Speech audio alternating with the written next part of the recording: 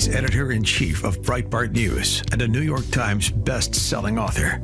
And on this podcast, he brings deep research, prescient analysis, and world-class guests. He's Alex Marlow, and this is the Alex Marlow Show. All right, Breitbart News Daily host Mike Slater is with me. You can also find him on Slater Radio on Twitter and Instagram.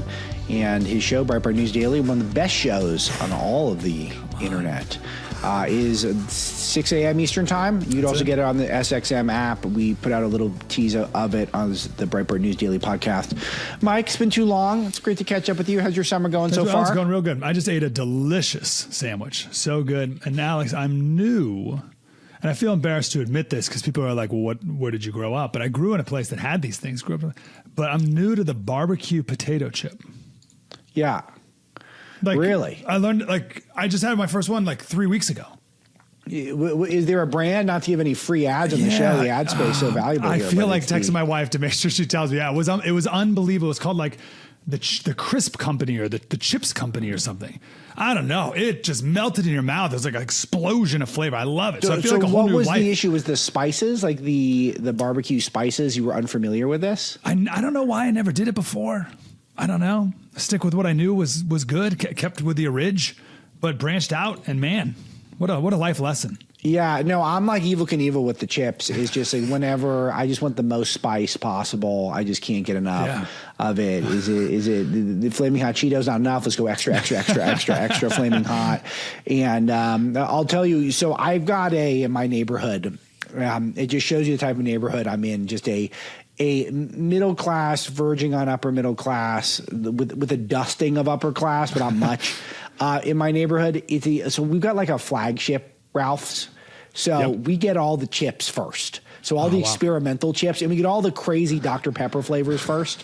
Like the people with Dr. Pepper, I mean, just absolutely. I wonder if those guys go in and they've got, a scepter and one of those pointy hats with moons and stars on it. I mean, they're honestly they've got to think of themselves as wizards as they come in. They come with the craziest flavors, just using chemicals to trick our brain into thinking I'm having some sort of a milkshake, and I'm not. And the chips, they got flaming hot pickled chips now, and just eventually I'm going to have to get tired of trying them all, but I can't stop. I really feel like I have to know what it's like all the time. And that's why I spend most of my free time running. I just have to run because I probably had chips. I saw some meme, and it was someone eating something like what you just described. And the other picture was RFK just having a mean judgmental look your way. Yeah. We need him. He's the man for the moment, just because there's just too many good chips. And I would just love to give the Flaming Hot Cheeto to some sultan, from 800 years ago, and just say, this is how normal people are going to be living in 800 years. I think about that just a lot. Get his take. I think about that a lot because Rockefeller, John D. Rockefeller, the richest man ever in the world, didn't have a banana until he was 50 years old. Yeah, but they didn't bring bananas. They weren't in America. The banana. Yeah, and then to think that we have that available to us, and then some people will eat the cantaloupe or the honeydew, and just why? You don't have to. Or they go bad. I never feel worse than when you have a banana, or mostly a avocado, because I know the work that went into making an avocado, and to have an avocado go bad sitting on my counter, I feel awful. That is a real stress, because those things are. I mean, I got to call my accountant before it's guacamole night, to make sure that we're solvent enough. It really is. When you get enough people in your house and you get the avocados going, it's like $15 to make guacamole. Totally, and then it's one just goes bad. A $3 avocado goes bad, and you're like, what did I do? Yeah. I was thinking about this. I was making some jokes. It was our date day in the Marlow household is Sundays. And so we were doing usually Sunday afternoon is when we can dependably get some childcare without, again, having to call the accountant to make sure that we got to free up additional funds to do that. And we were commenting on this intriguing looking big rig that was driving down the road. And those of you in the British audience, lorries, you guys call those lorries. And I was fantasizing about what was in that truck, because it looked like a real proper truck. And I was thinking there's got to be avocados and maybe some limes coming up from Mexico because it looked good. Like that truck needed to have something good on it. And I was just going through this whole scenario of this guy just like taking a lot of pride in the avocados he's bringing up from Mexico. And I wonder if it's really stressful now with all the tariffs going on. And it just made me think about how extraordinary it really is that the international commerce that we got right now, we get all these riches. And yeah, we're all walking around just super unhappy and super depressed. And everyone tells you how nothing's good enough. I was reading this book on the Panama Canal. Right. So I was under the understanding that we're going to take it over. So I was like, I need to brush up on the Panama Canal. So I'm reading the McCullough book on the Panama Canal. And one of the most amazing things I learned from it is we in America were the first world exporters of ice. So we would ship ice from like New York on boats and we'd ship it down to Panama. Yes. And then we would ship it to India. And we got good at it. And I forget the numbers on the top of my head, but we'd have this huge barge of ice. And we would make it the whole way, all the way there. And then when they started to unload it, it would all melt. So you would lose like 80% of the product from the time it took to get from the dock in Panama inside of someone's glass. All the ice is gone, but it still made money, still worked. So think about that when you have an ice cube. That's it. How about that for a luxury that we take for granted? Well, is that why when you go to Europe you can't get good ice because they're just like a protest? Just it's like an American, sort of it's like their tea, or it's like our tea to them. Yeah, you can't get good ice there. It's very, very strange.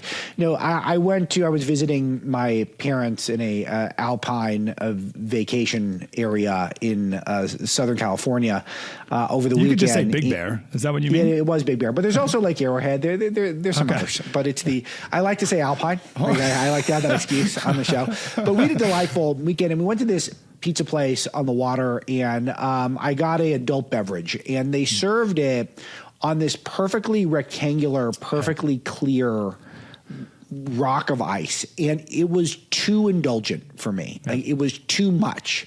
I couldn't handle it. I was almost offended. And then I feel like I dishonored the ice because I got their old fashioned riff. And I don't think old fashions are very good. I think it's the most overrated cocktail other than maybe anything with gin in it because gin's terrible. But I'm very open minded on the adult beverage front. But the old fashioned is just way overrated. The Boulevardier is so much better. The Manhattan's so much better. It's just not that great. And I got it for whatever reason, and I had it, and it was just this mediocre cocktail on this huge, perfect block of ice. And I was thinking, I don't think this moment makes sense to me. And I've been thinking about it. Why were you offended by the time, effort, expertise? It takes a lot of time to make a piece of ice with no air in it, not a serious bubble or cloudiness. Yeah. So you can do it. I mean, I understand this. The physics of it is directional freezing. Is that the impurities can concentrate on one side of the ice, and then you can saw off the impure part, and then you can fashion it. I understand that technology exists, but then to transport the ice. Like, how do you get the ice when it's frozen enough, and then you got to get it to the bar in maybe Big Bear, certainly an alpine vacation area? It just seemed like a lot of work, and it feels very late stage capitalism. Considering that, Tucker was making that point that none of our kids will be able to afford a house on one job. Yep. Like, you can't just go to work and then be able to buy a house. So you have to have 3 jobs or 4 jobs, or your spouse has to work. There's no, or you got to be in the NBA or something, or win the British Open. But you're not going to be able to just have a job and then have house. And but we can get this ice on that's just crystal clear. Like, you've never seen anything like it. I wasn't with you, but when you make the decadence point, that always will get me. So So no ice, it's fun, and crushed I'm pro ice. fun. What's like the people's ice? I'm pro fun. What's the people's ice? What are we allowed to have and not feel like we're a bunch of? I do the Brita, and I throw it in the big cuber things. Okay. Like, you get the little mold that costs like $4, and you like take the Brita ice and the Brita water, just throw it in there. It tastes. It doesn't look great, but it tastes great. So that's good enough for me. But it's the. I think this is what it was sort of a humble brag, so I could tell everyone that I had a really beautiful ice block over the weekend. That's really what it's all about. Yeah. Rub it in our faces. I can already tell I'm going to get 11 emails saying this is the best show we've ever done and the worst show we've ever done. Alex and I never talk about anything ever. We barely ever. 3% of our conversations are about a real thing ever on the phone, interviews, anywhere. We never get work done. The last time I was on Breitbart News Daily, which was last week, we mostly did serious stuff, and I kind of left the hit thinking, was that a good hit? I don't know. Yeah, no, I'm sorry about that. There was I forget why I did that. Yeah. There was some reason, but I was like, we got to get into it quick. Yeah, otherwise, it ain't happening. So sorry about that.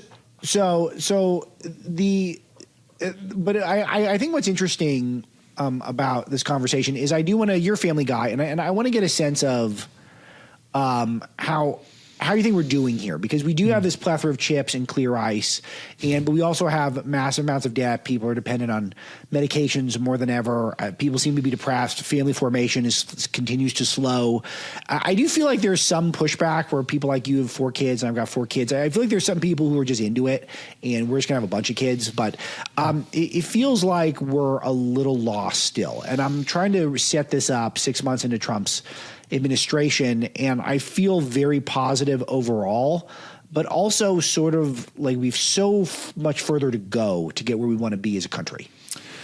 Yeah, that's such a big question, and one of the most important questions. Let me just start with what's on the top of my mind, and it's some good news, and then we can go into sort of more of the Jeremiahs, which is more my comfort zone. But did you see Nike's newest ad? I had to check to make sure it was real. Yeah, I wish I could play. I'll try to describe it for people. So this is after Scottie Scheffler, who's the best golfer since Tiger Woods. He won the British Open, and earlier in the week he had a clip, and I should have asked Misty to pull this, but I didn't because I'm stupid. But he had a clip where he was waxing existential about how even though he's this dominant golfer, that's not really what gives him a meaningful life, winning golf tournaments. It's family that gives him a meaningful life. He's a deeply committed Christian. He has no social media presence. He doesn't do any of the endorsements for private jet companies or golf balls. He's one advertiser is Nike, and Nike, which used to put out ads of, homely, overweight, women in obscure sports, and that was how they would sell their brand. Now they got this family guy who happens to be a straight white Christian who says it's a picture of him with his son saying you've already won, and then him holding another trophy and saying but another major couldn't hurt. And it's a beautiful ad. It's profound. It's perfect. It has every right to go viral. I hate that it was Nike that did it because it's so good. Yes, that's it. I saw the ad. Give me your thoughts, Mike. I mean, are you encouraged by that? Because very much. The other ad is, as you said, the obese black woman grinding, and you're like, own it, girl, or whatever. And you're like, what is this culture that you're trying to impose upon us, as opposed to all the good things that you just said there?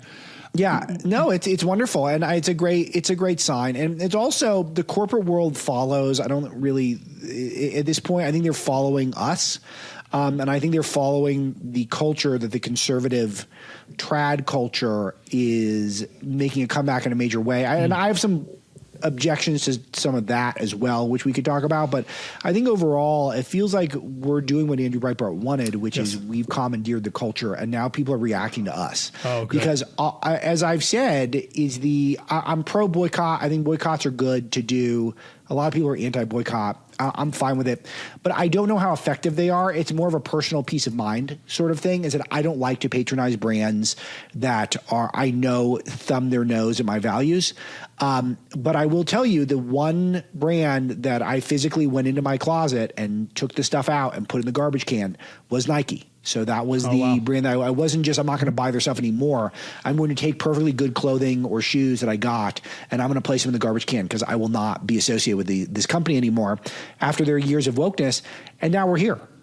Yeah. Was it any in particular thing that Nike did in the past, or just who they became? Yeah, I think it's all of the above. I think that I saw them as really a precipitating force behind the wokeness of ruining sports, and just with the Kaepernick stuff is got to be the worst. But it's probably a big laundry list. What about you? Let me spin into a bit of negativity, maybe.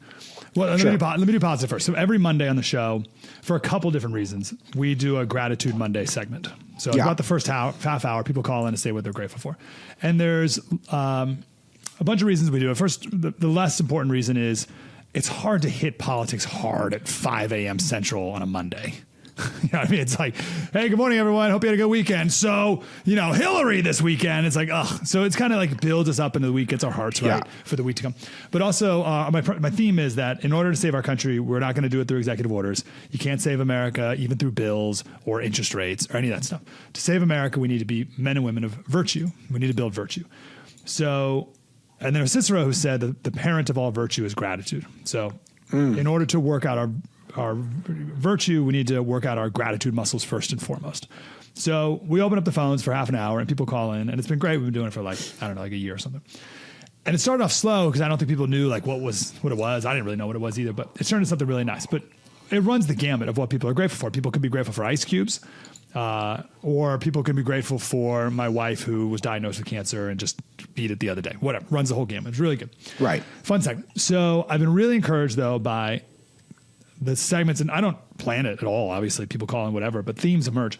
And there was a period of time where it was a lot of men calling in who were grateful for their wives. And I was like, oh, wow, that's a total countercultural thing, right? I mean, the whole thing is just a bag on the hag that's the old ball and chain, and you're not, right? Sure. And none of that in our audience. Like, people are calling in. We had a guy calling today who is getting married soon. And there were no old ball and chain jokes. Like, it's all like, that's amazing, man. And, why are you getting married? And he had the best reason ever, not just tax purposes or whatever. And like, people knew why they were doing it. So I'm encouraged by men loving their wives. Of course, we have women call in, praise their husbands. We have young men who are excited to get married. Obviously, we have a lot of kids, people, new births coming along, all this stuff. This pro-family stuff is really, really good. And whatever part we can play in celebrating that in the culture, it's an honor to play. Now, I shouldn't bring this up because I don't want to move to a very negative part. And I shouldn't even introduce this here because I haven't articulated this well on the radio yet. But I'm discouraged by how many people call in, and it's just a reality, and there's no judgment, it just is, how much divorce there has been in our country. And someone will call in with this beautiful, beautiful story, and it's great. And then it's like, oh, and my ex-wife, and it's like, oh, my heart just breaks for everyone involved in the whole scenario. And I want us in our culture, our pro-family culture, which I think was the beginning of your question. I really want us to do a better job of helping men and women pick their spouses for the right reasons to prevent divorce and all the heartache and brokenness that often comes from that. That's something I'm thinking about a lot in my head. And I think conservatives need to jump on that fast.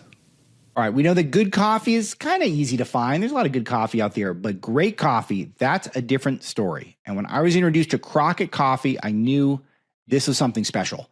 This is roasted to perfection in small batches on purpose by experts who love the taste of great coffee and are conscientious about how it's made and who's making it. It's roasted in our nation's heartland and it's delivered fresh to your home. When you enjoy Crockett Coffee, you're also supporting an anti-communist, pro-American brand of coffee founded by our friends Clay Travis and Buck Sexton, who are good broadcasters and are apparently dang good at making a cup of coffee as well. The perfect type of thing to sip at a mountain campfire like a Western settler or in your office while you're doing a podcast. It is just really high quality stuff. You guys know I'm a coffee snob, married to an Italian. I like to hit that dark roast. They also sent me some mild roast, which was delicious. They got a light roast. They got a decaf. They got a mushroom organic blend. That's the new hotness. They got K-Cups. Lots of different options for you. And part of your support goes to Tunnel to Towers Foundation, which is a great way to give back and remind people that Crockett Coffee, people there, they pledge to never forget.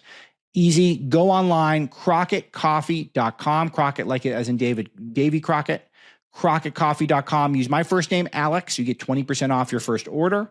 That's crockettcoffee.com. Use my name, Alex, as the promo code for 20% off. Good people and a dang good cup of coffee. You guys know I would not endorse it if it wasn't quite delightful. I think that this is really interesting because these dynamics are so complex. Like I was just looking at my X feed, which I'm learning increasingly every day is not real life, just in terms of people's Epstein obsessions, which are much more prevalent online than in the polls that we can tell. Even though I understand it, I'm not totally negative on the Epstein coverage. I feel like it does represent a lot. I've been through this on the show a number of times, but you look at the polling and and most voters don't seem to care, particularly people who are, I think some younger voters who are not Republicans but did vote for Trump do care. So it's something, but it's not what you see online. But I'm seeing this real push online for these sort of emoted gender roles where the woman is just there to service the male who's a high value male and can be polygamous almost. And it feels like online role play for the most part, but it's very common. There's lots of posts online that are suggesting that men just need to get to complete alpha status and have a harem of women. And that's somehow the ideal. And just, I know it's sort of not to be taken literally, but it is a lot of the conversation. Oh yeah, I just saw a post the other day. Someone critiquing like an Andrew Tate. You just spoke of kind of like an Andrew Tate-y kind of world. Well, that's what happens when. So the devil is the devil of confusion. So he added all this other lefty nonsense about marriage and polyamory, all this whatever, and to fill that void.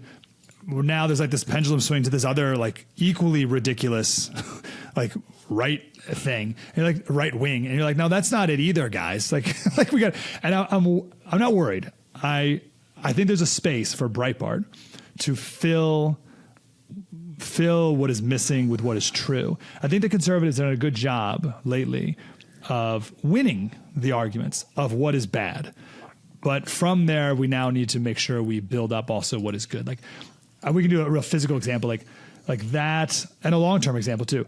We can say that building is really, really ugly. And Trump does. It's one of Trump's like passions. Yeah. It's like these ugly federal buildings. Yes. But it's really, really hard to build a beautiful building. It's hard to design one. It's hard to physically do it. Like actually like with a scalpel or whatever, like build the building. And that's just like a metaphor. It's true too, but it's also a metaphor for what we need to do as conservatives. And we're getting there, but we just got to make sure that the very like right-wing lunatics don't win the day either. Yeah, and I don't think they will. I just feel like there's a lot of young people who are lost because they didn't develop social skills because they were way too online. They were way too wired into this thing. I'm holding up my cellular device and just addicted to that. And they never really learned social skills. And they're in a workplace where it's very hard to take full control of your life financially when you're young now, because it's just such an uphill climb financially to get where you need to be in order to have the budget that you want to have to live. And so I think that we've got some real headwinds here, Mike. So what are your recommendations? Oh man, for which part in particular? Economic, social?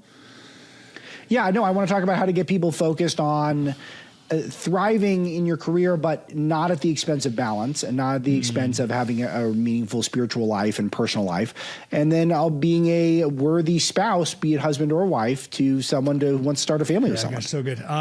Okay. I would go back and listen to that. Let me bring it around. The Scotty Scheffler. It's like a 5-minute thing that he did at the British Open. I didn't know he was a Christian at the time, but you listen to him and you're like, oh, that's Ecclesiastes. And then it turns out he's a Christian and quoting Ecclesiastes. Yeah. It's a huge part of what he talks about. He's talked about in the past about how all his future was already determined on the cross.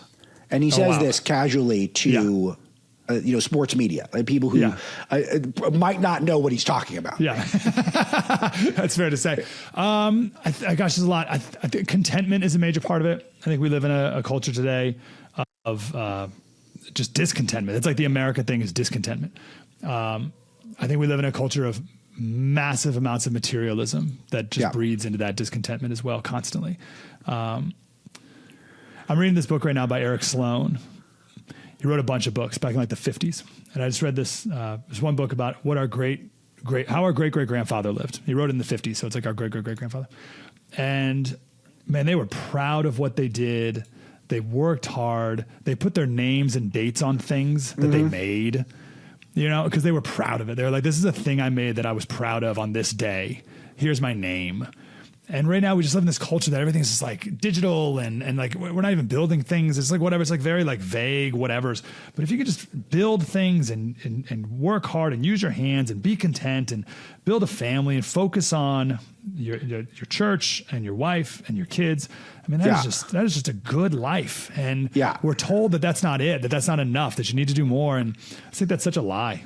That's such a lie. But anyway, that's a little bit. Well, but this is what's interesting about the Scheffler quotes about his career is that he's if you watch some of the guys who pander to sort of younger lost males on the internet, and the recommendations for them are basically act like this way and then you'll achieve career success and financial success.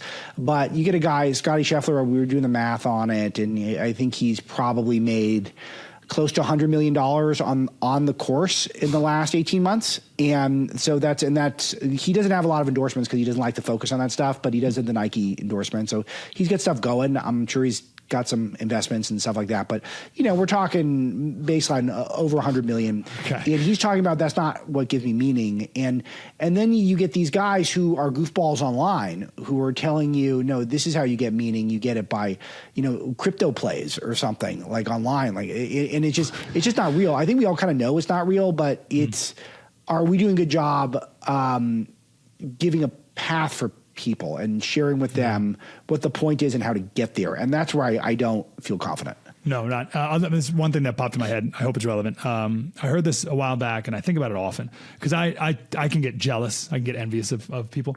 They have more success. They have more money. They have more of this. But I heard that you have to take all of it. So if there's someone you're jealous of for X reason, you also have to take their whole entire life. So you can be jealous of Jeff Bezos and all the money he has, right?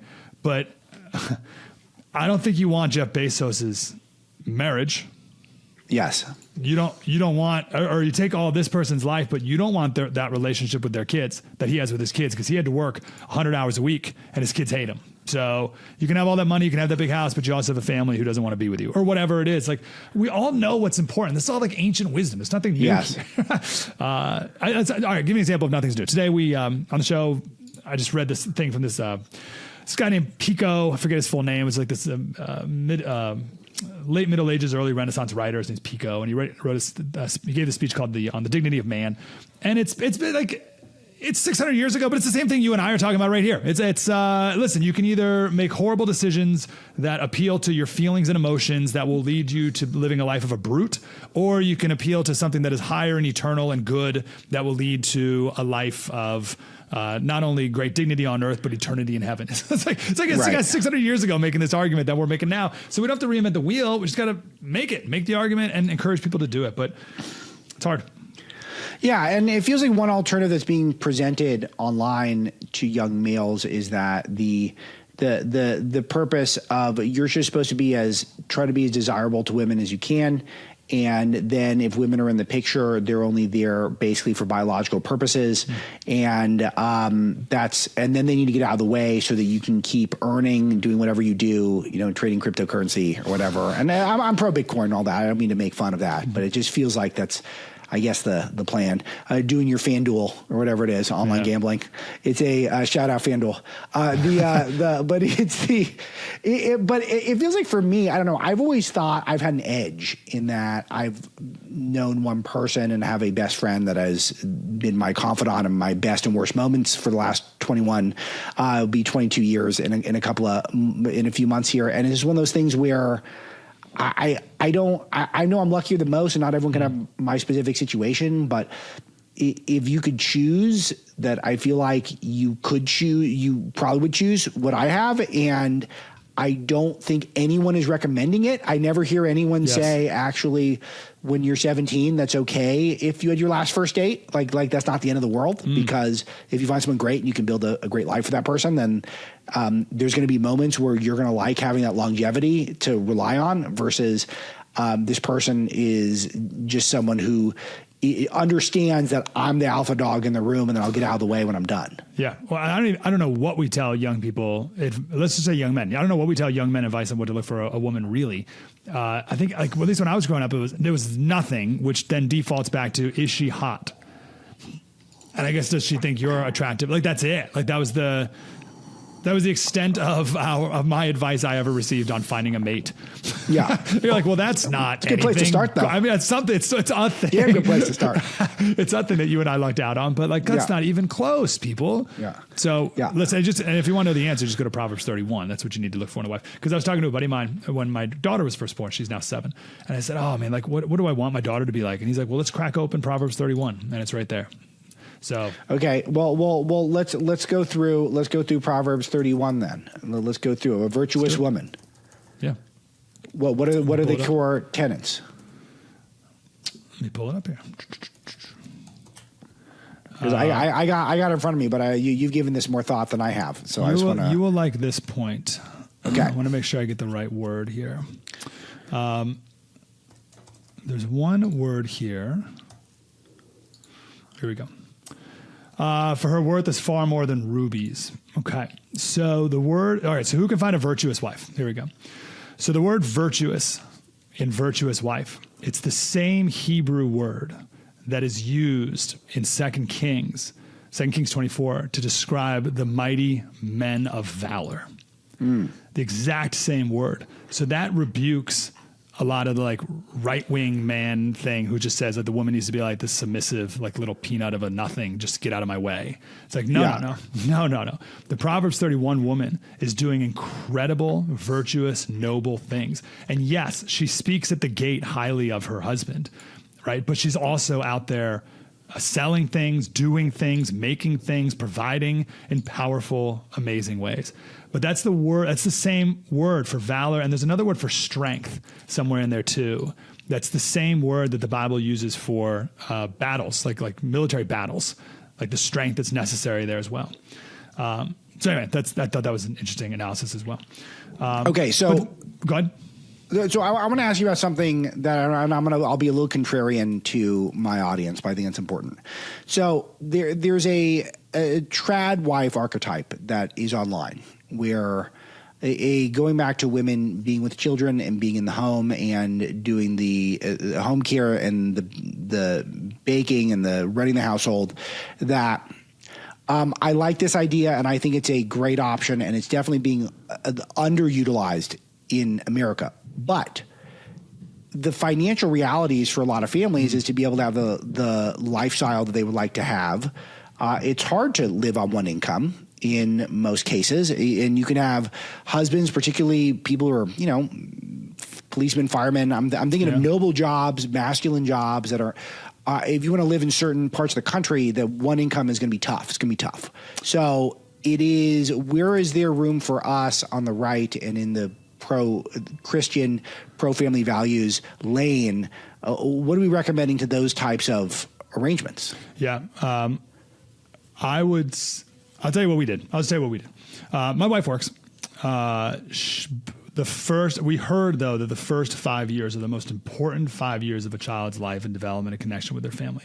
So those first 5 years, it was like my wife especially was all in on the kids, and I made different life choices as well to whatever we could to stay at home with the kids as much as possible. Yeah. So I think those first 5 years is like an interesting demarcation line.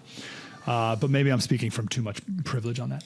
Another thing that pops in my head, which is interesting, is you mentioned the two incomes.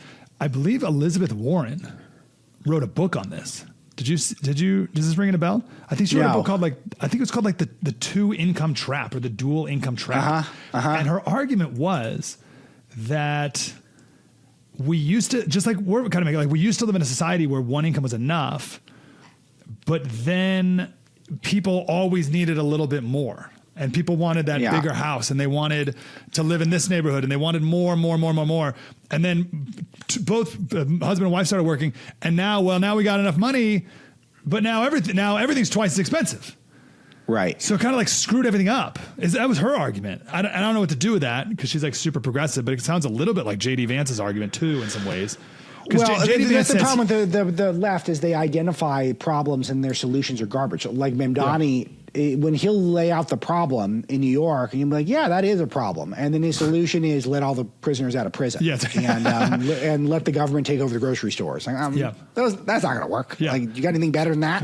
But he's good at pointing out that there's food inequality and that there's not enough housing. And it's like, yeah, that's right. Okay. And there's a lot of people in prison, more than other countries. That's another good point. So then what do we do? And really, that's where we lose them is their solutions are garbage. Yeah. Yeah, so it's interesting. J.D. Vance and Elizabeth Warren may agree that there was a period of time when one income was enough. But then I've also heard the argument recently that was like a fluke in history. That was like a 1950s post-World War II surge in prosperity fluke that really never existed and maybe can't ever again too. I've heard that argument recently. So, but this is sort of where I'm going with this, which is that I feel like we should be not as judgmental as your favorite characters on X the Everything app, and to feel like you got to chart your own unique approach, and you basically have to have a tiered value system and what's important to you.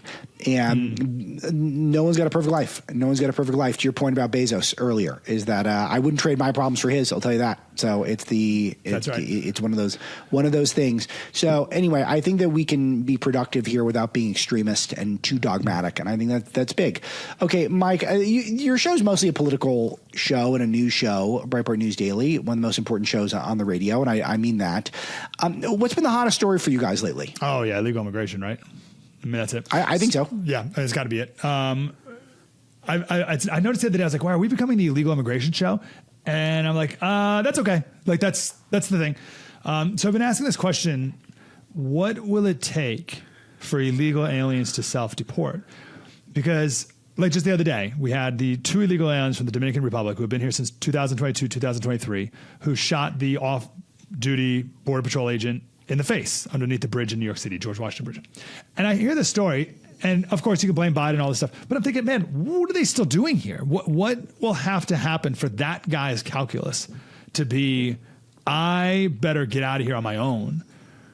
And so I was talking to a buddy of mine who knows a lot of illegal aliens. He grew up in Imperial Valley in Southern California, and he grew up in a gang neighborhood.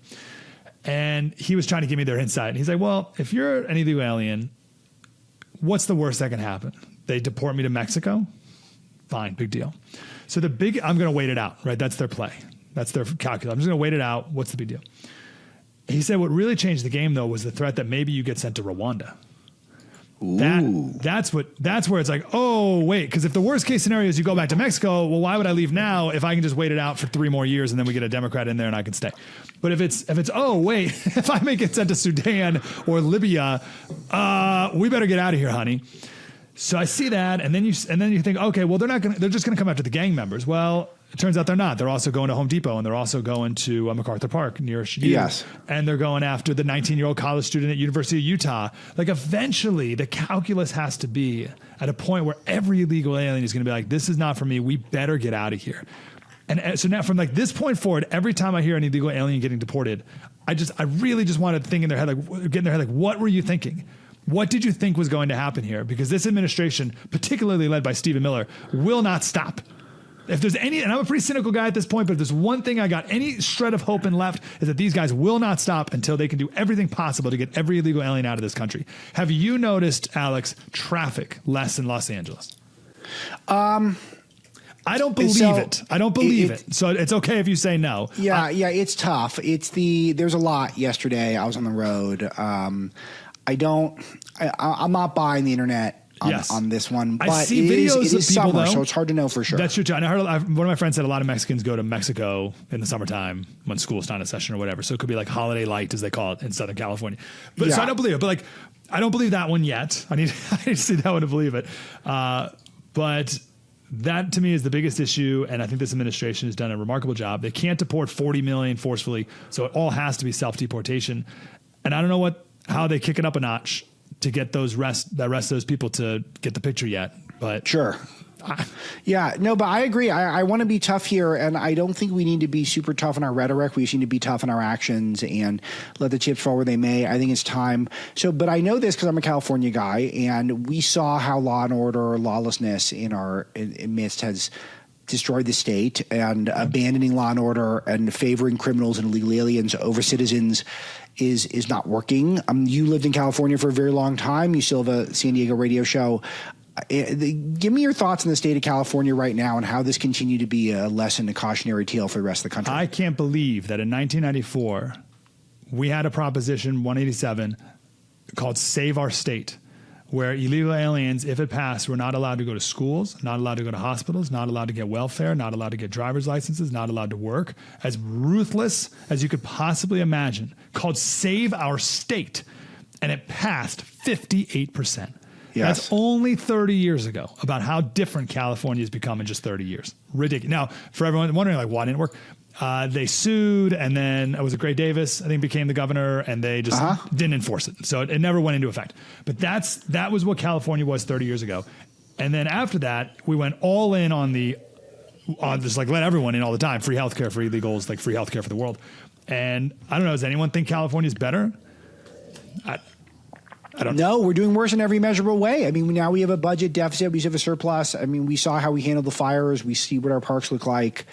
They're either leaving the state or the population's increasing at a slower rate than any of our top tier competitors. So Newsom made that claim the other day that we're doing better than he was on the Sean Ryan show. And you're like, man, and you can break it down based on natives who have left. I forget the numbers offhand, and it depends when you start and end, whatever. But I think it was 2023, 2024. I think 330,000 Native Americans left. And that was replaced by 110,000 people who were born in the state and 250,000 foreigners. So the population went up, but who is filled in the state? And I hate it for California. The tax base is leaving. It's babies and low income people who are sneaking in. What are we doing? Like, what is this state? And also the other thing is, Mike, you know this because you live in a beach town.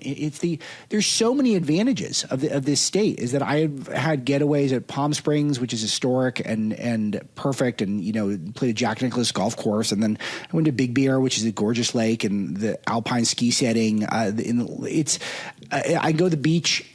I walked along the beach with my wife yesterday. There's so much there that's available, and we're still.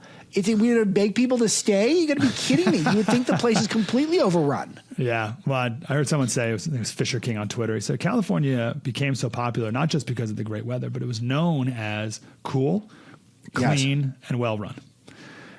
It's so many people came to this state because of the Beach Boys and things like that, and that ethos of what it means to be a Californian. Yes. Now, what do you think of when you say you're a Californian? I have to go. Ooh, I have to watch everyone go. Ooh, ooh. That's tough. Ooh. Yeah, no, I hate that. I laugh at that, but like that sucks a lot. I see some like California aesthetic. You brought up the Beach Boys. I was thinking the Beach Boys though, like that. Every area has its culture, has its own unique culture, and I appreciate each one. And California had a unique one, and it's just not it anymore. It doesn't exist. It's gone. And I hate that. I hate that like I see a rotten avocado on my table. I was like, oh, what a shame. And I feel the same way when I see this California culture not there anymore. It's like, oh, what has this place become? And it's so poorly run. I'll give like a silly example. In San Diego, they got rid of the fire pits. It's such an inept, poorly run place that they got rid of the fire pits. That cost, I think, like $100,000 a year to maintain. I don't even know why it costs that much to maintain these things, but they got rid of it because the government just sucks in every regard. They're just awful. And California used to be a conservative place. We can talk about that another day, but it's just, I don't even know what state's not good anymore. It's just sorry. You got Reagan, Nixon, Claremont Institute. You got Hoover Institute. You've got the Breitbart, Daily Wire, most of Salem Media. I mean, so many of the biggest names have come out of California in terms of global conservatism. I mean, Stephen Miller in the latest crop of conservatives. So many conservatives were forged out of stone in this state because we were just in the middle of such absolute garbage sprouting up around us. And that's good in a way. It's a silver lining to this experiment, but I just want to make sure that we get a lot of mileage out of this experiment because it is a shame. It's a historic opportunity that we're blowing because it is the coolest place on earth. There's no reason it shouldn't be, and yet we're still choosing to blow it. But at least Trump is ending the high-speed rail farce for now, which is nice. We did talk about this. Gavin won't end it, though. He'll keep going.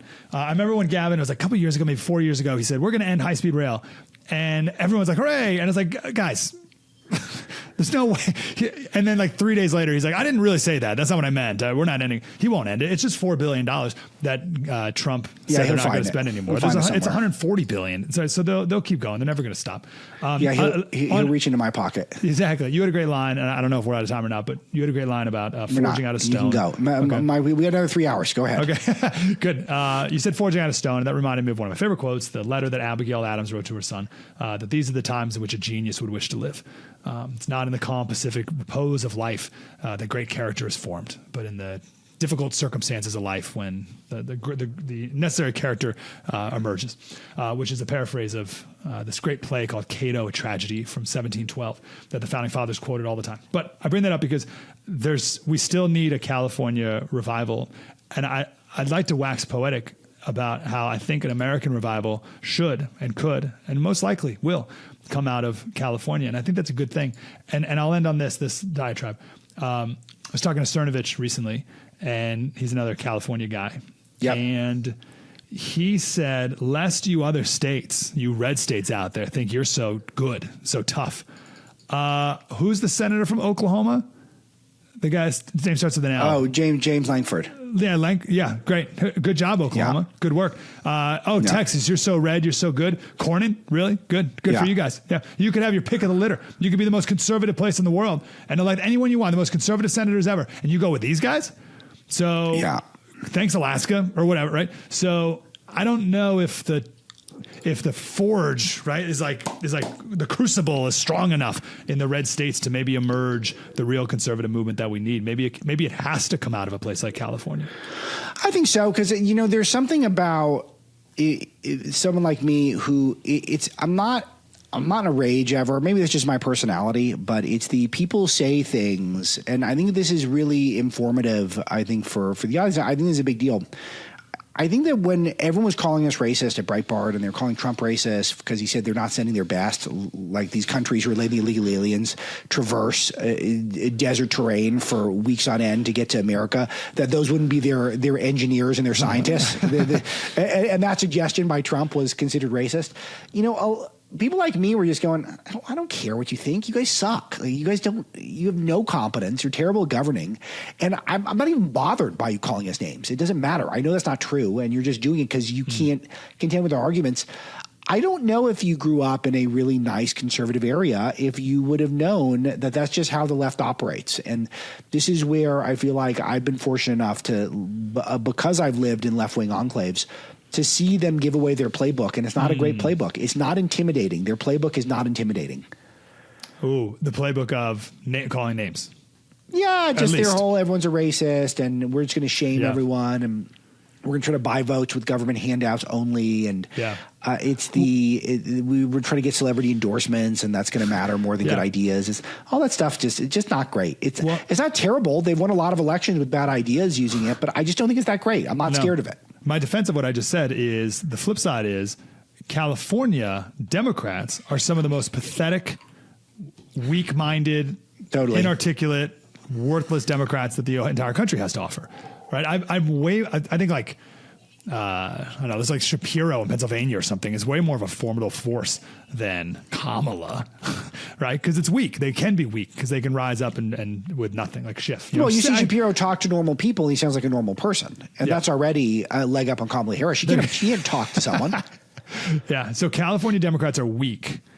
And I think California Republicans or conservatives have a potential to be very, very strong. Yeah. That's my thesis. Well, Mike, I got to talk to you about the most important Kamala Harris quote, which is the significance of the passage of time. I think we've had a very nice run on this show today, and that's going to be all for today. Mike Slater's show, Breitbart News Daily, is 6 a.m. Eastern, 3 a.m. Pacific, every weekday morning on Sirius XM The Patriot, number 125, also on the SXM app. Again, we do that tease on the podcast. You like your podcast, you can get it there. And at Slater Radio on Instagram and Twitter. If you happen to be in the San Diego area, Mike's on in San Diego as well. Pops up a lot of places, so always worth a follow and a very good colleague to have at Breitbart News. Mike, anything else before we run? Nope. I have a podcast called Politics by Faith. So if you want to thump the Bible more Scottish Shuffle style, you can listen to the podcast. Very good. Good to do. Always good to do. Thanks, Mike. Thanks, Misty, and all of you in the audience. Talk to you next time.